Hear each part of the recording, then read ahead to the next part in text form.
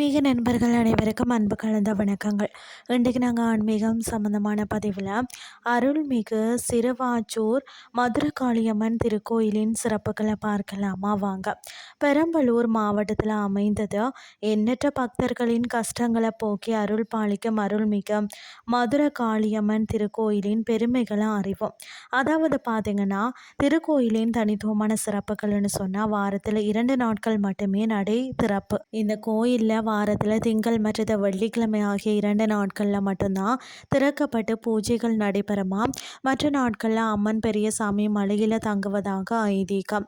அதாவது 1000 ஆண்டுகள் பழமையான சோழர் கால ஆலயமாகவும் காணப்படுகிறதா. முதலாம் குலோத்துங்க சோழனால் திருப்பணி செய்யப்பட்ட இந்த தலத்தில் ஸ்ரீ பிரம்மமேந்திர சுவாமிகளால் பிரதிஷ்டை செய்யப்பட்ட ஸ்ரீ சக்கரம் இருக்கிறது. அது மட்டும் இல்லாமல் சுமார் 4 அடி உயரத்தில் வடக்கு நோக்கி அருள் பாலிக்க மதுரகாளியம்மனின் திருவடியில் அரக்கன் இல்லை. அதாவது உடுக்கை, பாசம், சூளம், அட்சய பாத்திரம் ஏந்தி சார்ந்த சொரூபியாக அருளும் நிலையில தான் காட்சி தருகிறாரா.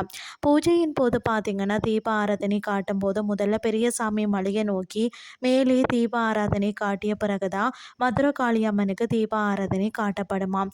அது மட்டும் இல்லாமல் பார்த்தீங்கன்னு சொன்னால், இந்த தலத்தில் பக்தர்கள் நேர்த்திக்கடனாக மாவிளக்கு போட்டு வழிபடுவது மிகவும் பிரசித்தி பெற்றது. அது மட்டுமில்லாமல் திருமண தடையாகலாம், கல்யாண வரம் பெறலாம், குழந்தை பாக்கியம் வேண்டி பக்தர்கள் பெருமளவில் வருகை தருகிறார்கள்.